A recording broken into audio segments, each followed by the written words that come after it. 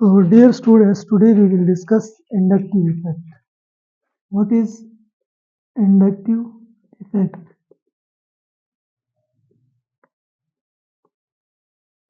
Inductive effect बहुत ज़्यादा important topic है और उसके बहुत ज़्यादा एप्लीकेशन है। जगह जगह पे ऑर्गेनिक केमिस्ट्री में इंडक्टिव इफेक्ट का रोल है, उसकी एप्लीकेशन है। सो फर्स्ट इंडक्टिव इफेक्ट होता क्या है? It is polarisation of sigma bond due to adjacent polar bond. Polarization of sigma bond due to adjacent polar bond. या इसको हम डिफाइन करते हैं, it is permanent displacement of sigma electrons due to electron donating or withdrawing groups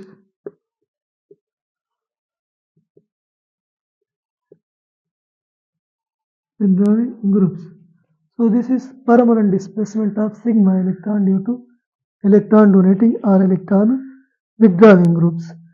या polarization of sigma bond due to difference in electronegativity. Simple polarization of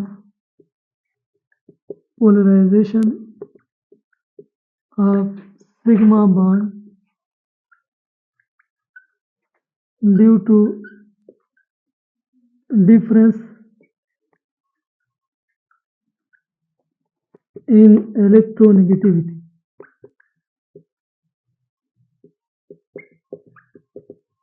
electronegativity के difference की वजह से बॉन्ड का पोलर हो जाना, ये क्या कहलाता है? इंडक्टिव इफेक्ट कहलाता है। चलो हम इसकी एग्जांपल करते हैं कि इंडक्टिव इफेक्ट होता क्या है। इसकी एग्जांपल हम कर लेते हैं। इसको मैं मिटाता हूँ।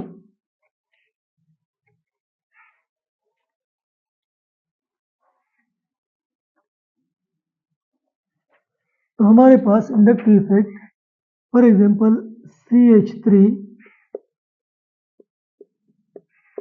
CH2 Cl है। तो क्लोरीन की इलेक्ट्रोनेगेटिविटी 3 है और कार्बन की इलेक्ट्रोनेगेटिविटी 2.5 है। क्लोरीन मोर इलेक्ट्रोनेगेटिव है कार्बन से। जो सिग्मा इलेक्ट्रॉन है ये क्लोरीन अपनी तरफ खींचता है, ऐसे क्लोरीन की तरफ शिफ्ट हो जाते हैं सिग्मा बॉन्ड के इलेक्ट्रॉन। इसकी वजह से इस पे आता है डेल्टा नेगेटिव और इस कार्बन पे आता है delta positive charge. So the bond become polar due to displacement of sigma electron towards more electronegative atom. तो इस पे नेगेटिव आता है, इस पे पॉजिटिव चार्ज आता है। फिर ये कार्बन यहाँ साथ वाले हाइड्रोजन के से इलेक्ट्रॉन विथड्रॉ कर रहा है, इस पर डेल्टा पॉजिटिव चार्ज आता है। और फिर ये कार्बन दूसरे कार्बन से इलेक्ट्रॉन भी विथड्रॉ करता है, तो इस कार्बन पे भी पॉजिटिव चार्ज आ जाता है। तो ये वाला बॉन्ड तो इलेक्ट्रोनेगेटिविटी के डिफरेंस की वजह से पोलर था, ये बॉन्ड भी पोलर हो गया। तो ये बॉन्ड जो पोलर हो गया वो इस पोलर बॉन्ड की वजह से ये पोलर हो गया। So polarization of this bond due to adjacent polar bond is called inductive effect. या shifting या polarization of the bond in which sigma electrons are displaced due to difference in due to electronegative atoms. Electronegative atom की वजह से ये electron displace हो गए और ये वाला बॉन्ड भी पोलर हो गया। ये कार्बन फिर इन हाइड्रोजन से इलेक्ट्रॉन विथड्रॉ करता है, ये वाले हाइड्रोजन और ये। तो ये क्या है? इंडक्टिव इफेक्ट है। एक बॉन्ड की वजह से इस बॉन्ड का पोलर होना और इसकी वजह से इस बॉन्ड का पोलर होना, this is called as inductive effect. तो ये इंडक्टिव इफेक्ट इसकी डेफिनेशन है और इसका एग्जांपल है। आगे हम पॉइंट्स पढ़ते हैं इंडक्टिव इफेक्ट के बारे में। Important points about inductive effect. पहला पॉइंट जो है वो ये है कि इंडक्टिव इफेक्ट हमेशा इलेक्ट्रोनेगेटिविटी के डिफरेंस की वजह से आता है. It arises due to difference in electronegativity के डिफरेंस की वजह से इंडक्टिव इफेक्ट आता है. सेकेंड पॉइंट जो है वो ये है कि it is transmitted to sigma bond. It is transmitted through sigma bond. ये सिग्मा बॉन्ड के थ्रू ट्रांसमिट होता है. जैसे ये कार्बन कार्बन और क्लोरीन है तो ये सिग्मा इलेक्ट्रॉन ये डिस्प्लेस होते हैं और फिर ये वाले इलेक्ट्रॉन विथड्रॉ करते हैं. ये सिग्मा बॉन्ड के थ्रू ऑपरेट करता है. सेकेंड पॉइंट है. थर्ड पॉइंट ये है कि it is always present in pairs. It is always present in pairs. Pairs का मतलब ये है कि पॉजिटिव इंडक्टिव इफेक्ट भी होता है और साथ साथ नेगेटिव इंडक्टिव इफेक्ट भी होता है. जैसे क्लोरीन यहाँ इलेक्ट्रॉन विथड्रॉ कर रहा है तो क्लोरीन का इफेक्ट क्या है? Negative inductive effect. जबकि कार्बन जो है वो डोनेट कर रहा है इलेक्ट्रॉन तो इसका इफेक्ट क्या है? Positive inductive effect. तो दोनों साथ साथ चलते हैं, नेगेटिव और पॉजिटिव इंडक्टिव इफेक्ट. चौथा पॉइंट जो है it is additive in nature. It is additive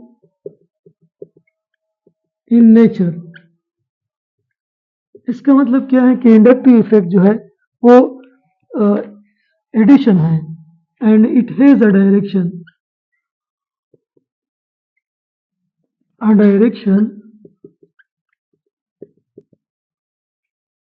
shown by arrow.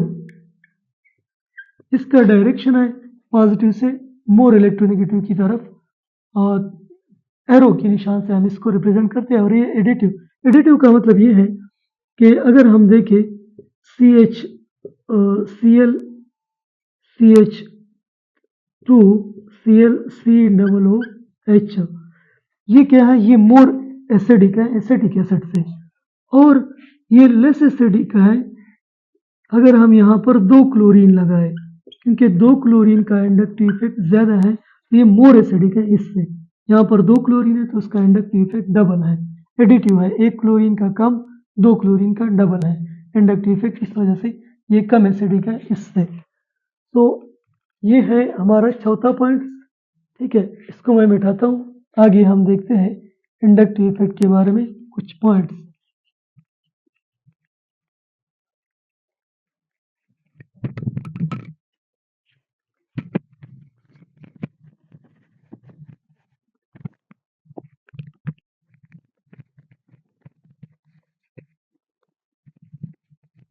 चलिए पांचवा पॉइंट जो है फिफ्थ पॉइंट वो ये है कि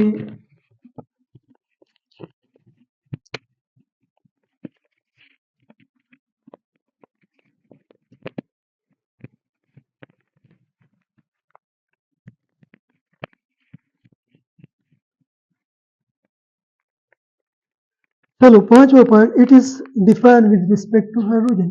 it is defined with respect to hydrogen atom. यानी कि हाइड्रोजन एटम से इंडक्टिव इफेक्ट ज़्यादा है या कम है. अगर हाइड्रोजन एटम से इंडक्टिव इफेक्ट यानी हाइड्रोजन एटम से इलेक्ट्रॉन अगर विड्रॉ कर रहा है तो वो क्या है? वो नेगेटिव इंडक्टिव इफेक्ट है. और हाइड्रोजन एटम को अगर इलेक्ट्रॉन डोनेट कर रहा है तो वो है पॉजिटिव इंडक्टिव इफेक्ट. तो सिक्स पॉइंट जो है वो ये है कि it does not dies out with distance. It dies out with distance. Distance के साथ ये ख़त्म होता है and remains up to 4 carbon atoms. यानी it becomes zero. It becomes zero. It becomes zero after 4 carbon atom. 4 carbon atoms. यानी अगर हमारे पास 4 कार्बन है ना ऐसे, ठीक है, तो 5 कार्बन है, चलो 4 कार्बन, तो ये चलता है अप टू 4 कार्बन एटम, यहाँ तक। आगे फिर इंडक्टिव इफेक्ट वो तकरीबन 0 हो जाता है। 7 पॉइंट जो है वो ये है कि it is permanent effect causing permanent dipole movement. It is permanent effect causing a permanent dipole moment, permanent dipole moment या permanent dipole in molecule, ये मॉलिक्यूल को परमानेंटली डायपोल करता है, यानी ये इंडक्टिव इफेक्ट की वजह से ये मॉलिक्यूल क्या है, परमानेंटली डाइपोलर है, नेगेटिव और पॉजिटिव पोल इसमें मौजूद है। ठीक है, 8वां पॉइंट जो है 8 पॉइंट वो ये है कि alkyl group has positive inductive effect. Alkyl groups जो है, alkyl group has positive I effect. Alkyl group जो है वो इलेक्ट्रॉन डोनेट करता है थ्रू इंडक्टिव इफेक्ट। ठीक है, ये हो गए 8 पॉइंट्स।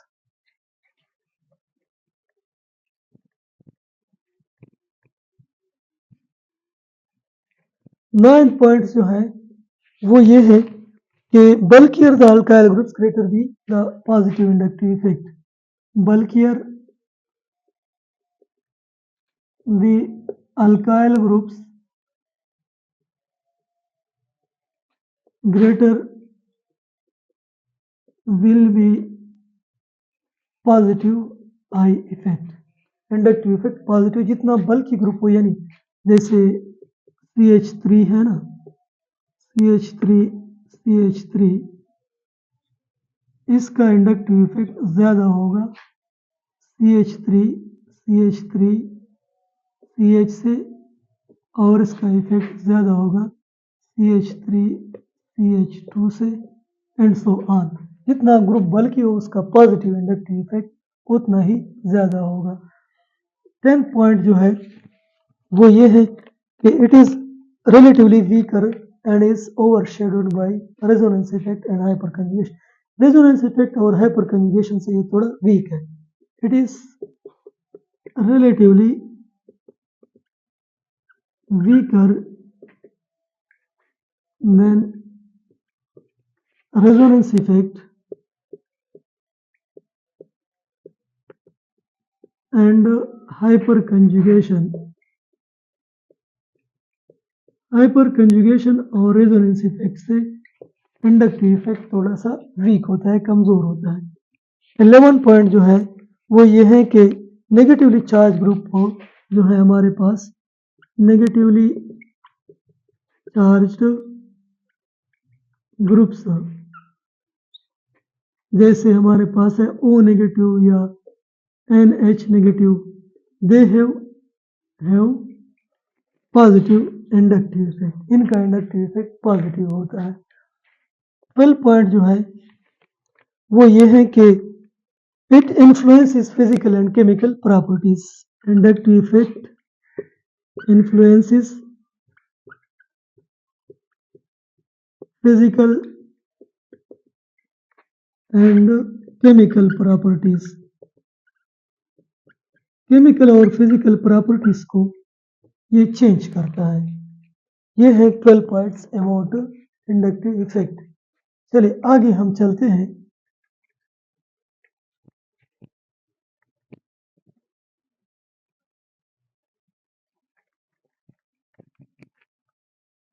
थर्टीन पॉइंट ये है कि पॉजिटिव इंडक्टिव इफेक्ट का जो ऑर्डर है, order of positive inductive effect is, वो दिया गया है हमारे पास। जैसे CH2 नेगेटिव इसका ज़्यादा है NH नेगेटिव से,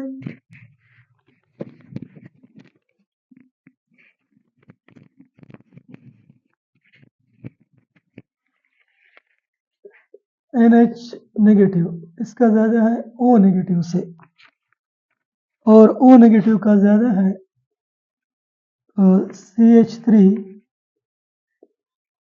होल 3 CH इससे। इसका ज़्यादा है CH3 होल 2 CH, और इसका ज़्यादा है CH3 CH2, और इसका ज़्यादा है CH3 से CH3 का ज़्यादा है हाइड्रोजन से। ये है पॉजिटिव इंडक्टिव इफेक्ट का ऑर्डर। नेगेटिव इंडक्टिव इफेक्ट का जो ऑर्डर है, ऑर्डर ऑफ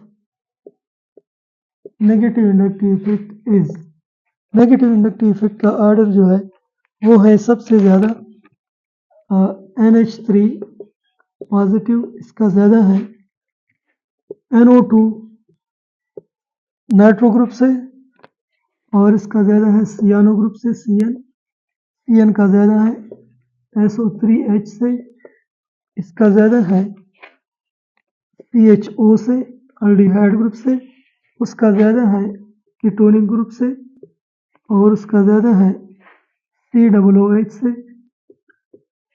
COOH का ज़्यादा है COCl से, इसका ज़्यादा है CONH2 से, और CONH2 का ज़्यादा है फ्लोरीन से, उसका ज़्यादा है क्लोरीन से, उसका ब्रोमीन से ज़्यादा है, उसका आयोडीन से ज़्यादा है, और आयोडीन का OH ग्रुप से ज़्यादा है, OH ग्रुप का OR से ज़्यादा है, OR का NH2 से ज़्यादा है, और उसका ज़्यादा है C6H5 से बेंजीन रिंग से, और उसका ज़्यादा है हाइड्रोजन से। तो ये है नेगेटिव इंडक्टिव इफेक्ट का ऑर्डर। तो ये 14 पॉइंट्स है, ठीक है। चल इसको मैं मिटाता हूँ।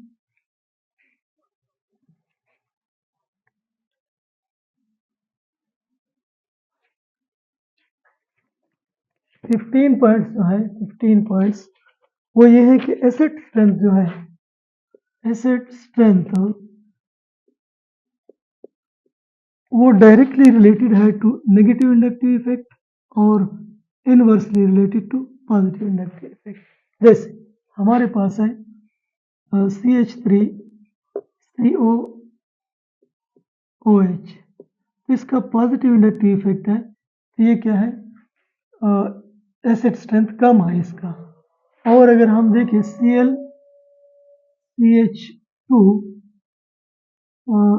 COOH, तो ये इलेक्ट्रॉन विथड्रॉ कर रहा है, ठीक है, नेगेटिव इंडक्टिव इफेक्ट, तो इसका एसिड स्ट्रेंथ ज़्यादा है, तो ये वीकर एसिड है, इससे ये नेगेटिव इंडक्टिव इफेक्ट, यहाँ पर ये पॉजिटिव इंडक्टिव इफेक्ट। तो पॉजिटिव इंडक्टिव इफेक्ट के साथ इनवर्स रिलेशन है एसिड स्ट्रेंथ का, नेगेटिव के साथ डायरेक्ट रिलेशन है। 16 पॉइंट जो है, अच्छा इसमें फिर Ka जो है, Ka का भी इसी तरह रिलेटेड है नेगेटिव इंडक्टिव इफेक्ट के साथ डायरेक्ट रिलेशन और पॉजिटिव इंडक्टिव इफेक्ट के साथ इनवर्स रिलेशन है, यानी इसका Ka क्या होगा, Ka इसका ज़्यादा होगा और इसका Ka क्या होगा, कम होगा, क्योंकि इसका नेगेटिव इंडक्टिव इफेक्ट है, तो ये Ka ज़्यादा है, पॉजिटिव इंडक्टिव इफेक्ट Ka कम है, इनवर्स रिलेशन है इसका। और Pka जो है, Pka के साथ फिर ये उल्टा है, पॉजिटिव इंडक्टिव इफेक्ट के साथ Pka वैल्यू ज़्यादा होगी, नेगेटिव इंडक्टिव इफेक्ट के साथ Pka वैल्यू कम होगी, क्योंकि Pka और Ka में इनवर्स रिलेशन है, Ka ज़्यादा होगी तो Pka एसिड की कम होगी। तो पॉजिटिव इंडक्टिव इफेक्ट अगर है, जैसे ये, इसका Pka वैल्यू क्या होगा, Pka इसका ज़्यादा होगा, और negative inductive effect inverse relation है, तो Pka यहाँ पर क्या होगा, कम होगा इसका। तो ये है एसिड के साथ इसका रिलेशन, ठीक है। इसको मैं थोड़ा सा मिटाता हूँ।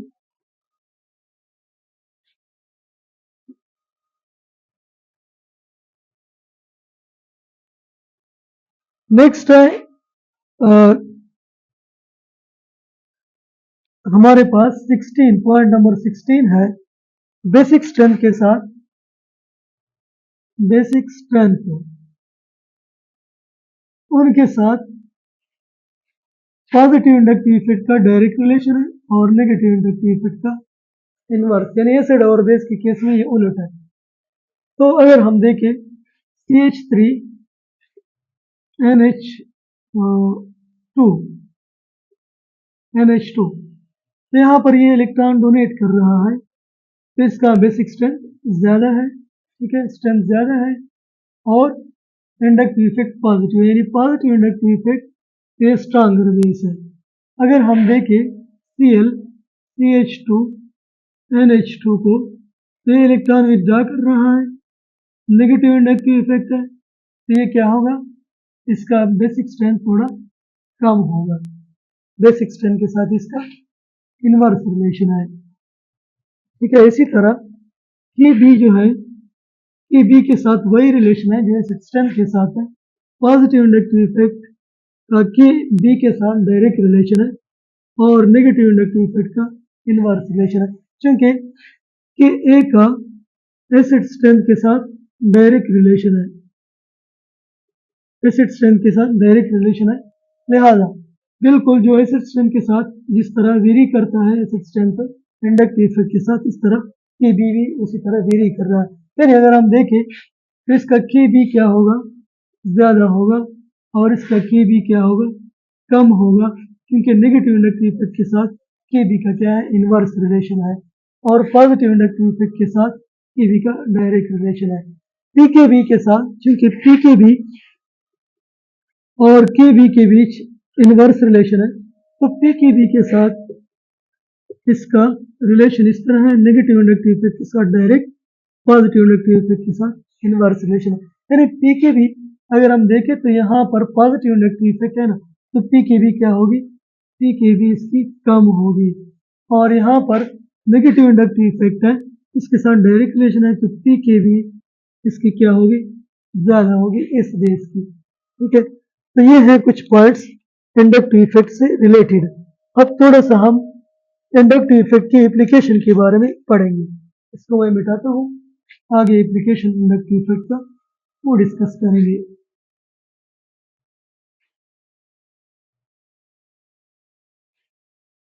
So, application of inductive effect.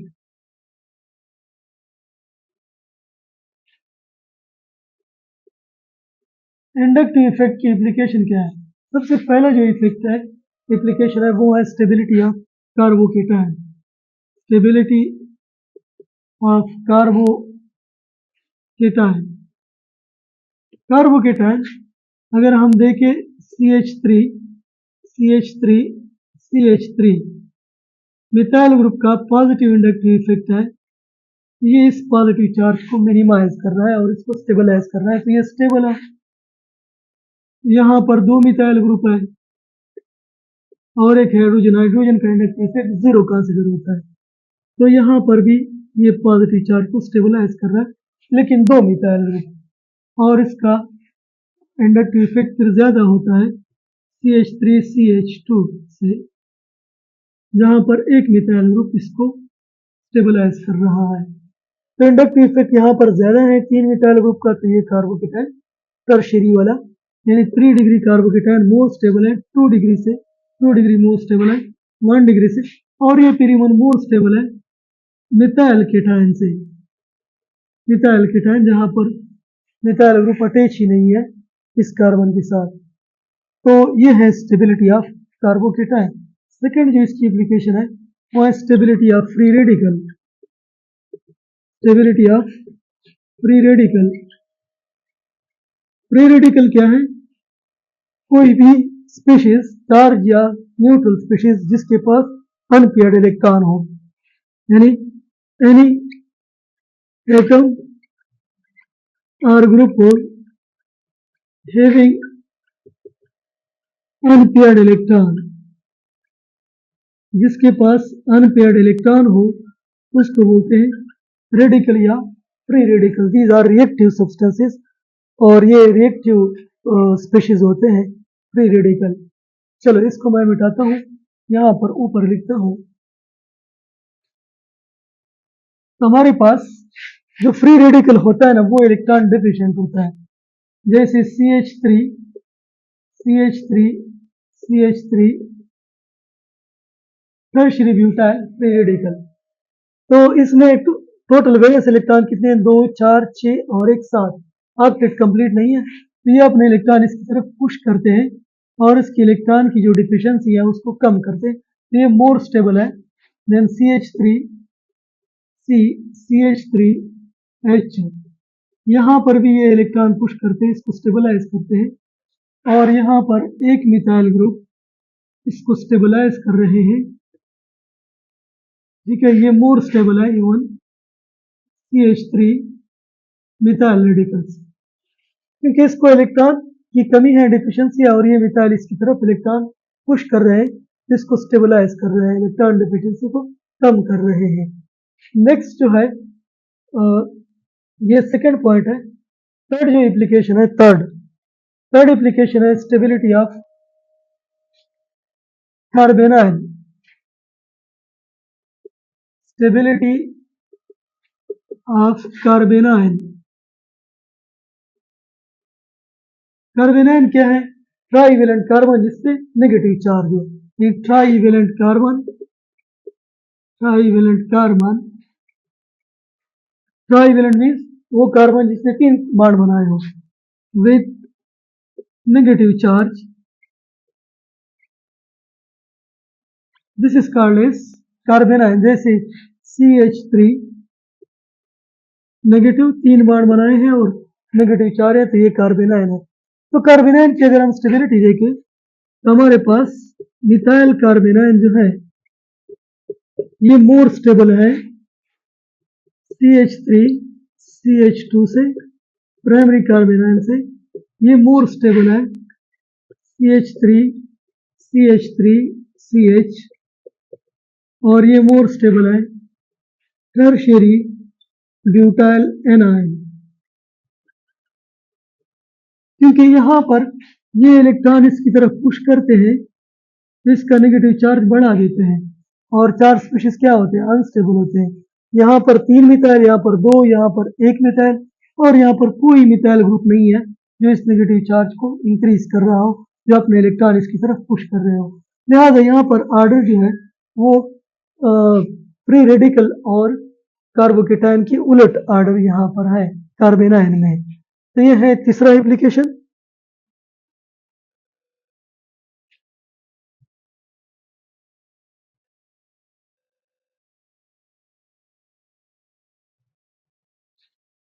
Fourth application इसका जो है वो है strength of acid. Strength of acids, acid की स्ट्रेंथ।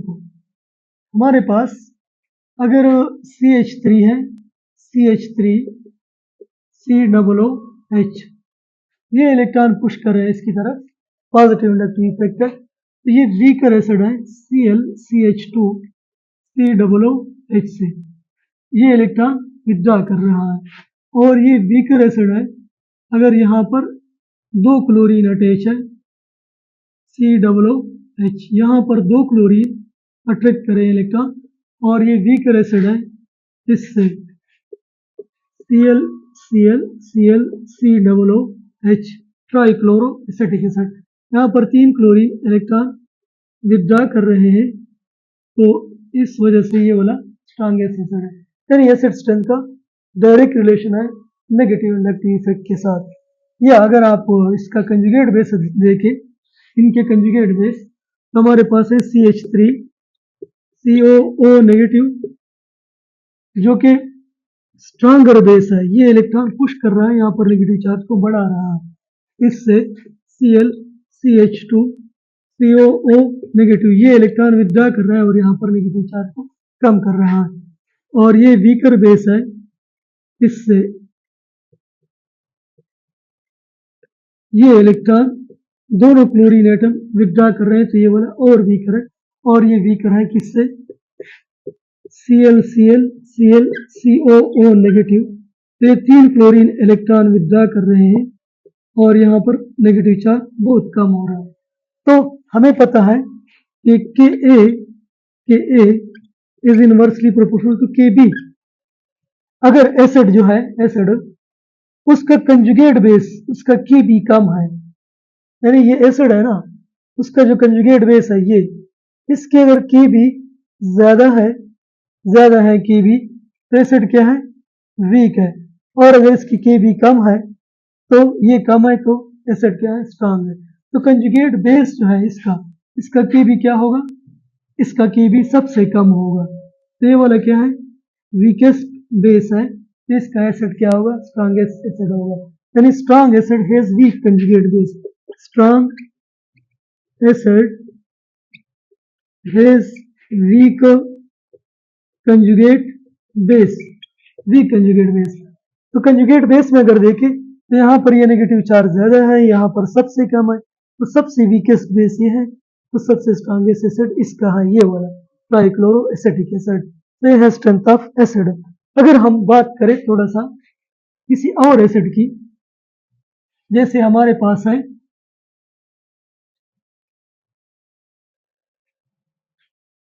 H2O, इसकी बात करें और अल्कोहल की बात करें, तो यहाँ पर ये पॉजिटिव इंडक्टिव इफेक्ट है और हाइड्रोजन का इंडक्टिव इफेक्ट 0 है। तो ये वाला जो है ये क्या होगा, वीकर एसिड होगा, इससे पॉजिटिव इंडक्टिव इफेक्ट का, यानी एसिड स्ट्रेंथ के साथ एसिड स्ट्रेंथ इसके साथ पॉजिटिव इंडक्टिव इफेक्ट का इनवर्स रिलेशन है। ठीक है, तो चलिए आगे हम देखते हैं कुछ और एग्जांपल। जैसे हमारे पास है COOH, COOH, ये स्ट्रांगर एसिड है, किससे, CH2 COOH COOH।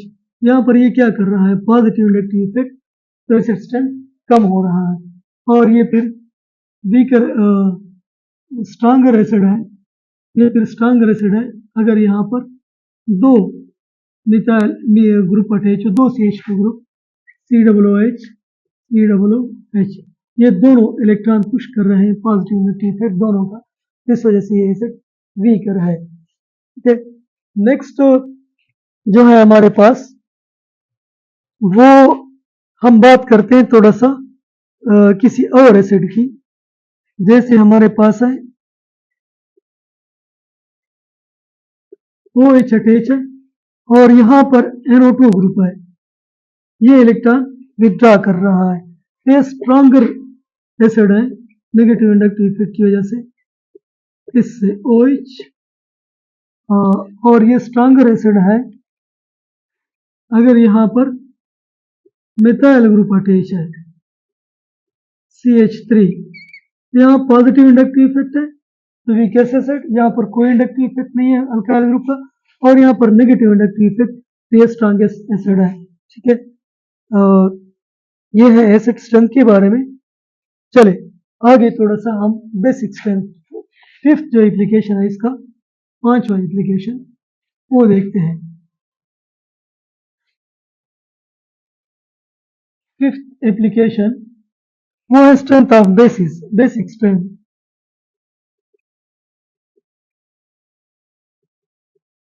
Basic strength तो हमने पहले पढ़ा कि बेसिक स्ट्रेंथ के साथ, बेसिक स्ट्रेंथ जो है वो डायरेक्टली रिलेटेड है पॉजिटिव इंडक्टिव इफेक्ट और इनवर्सली रिलेटेड है नेगेटिव इंडक्टिव इफेक्ट के, नेगेटिव इंडक्टिव इफेक्ट। तो जैसे हमारे पास है CH3 NH2 और दूसरा है Cl CH2 NH2, यहाँ पर नेगेटिव इंडक्टिव इफेक्ट है, यहाँ पर पॉजिटिव इंडक्टिव। ये इलेक्ट्रॉन डोनेट कर रहे हैं, ये इलेक्ट्रॉन विथड्रॉ कर रहे हैं। तो ये वाला जो है, ये वाला स्ट्रॉन्गर बेस होगा, पॉजिटिव के साथ डायरेक्ट रिलेशन है। ठीक है, ये स्ट्रॉन्गर बेस होगा और ये वीकर बेस होगा। ये A है तो ये B है, तो A stronger base than B। ठीक है, तो नेक्स्ट लेट्स सपोज हमारे पास है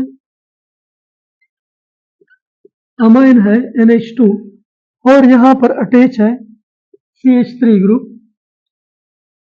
दूसरा है हमारे पास साइक्लोहेक्साइलमाइन जिसमें कोई ग्रुप अटैच नहीं है, और तीसरा जो है हमारे पास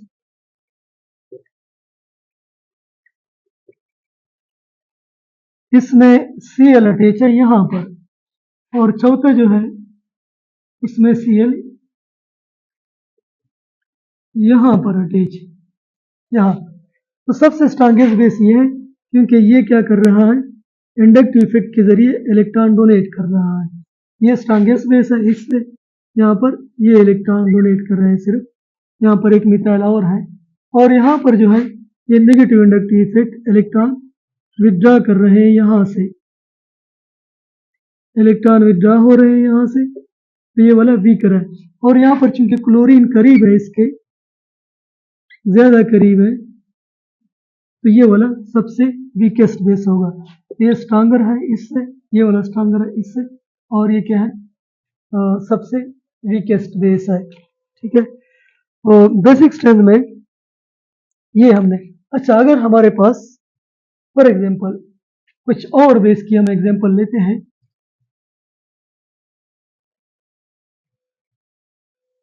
लेट सपोज हमारे पास है CH3NH, ये स्ट्रांगर बेस होगा देन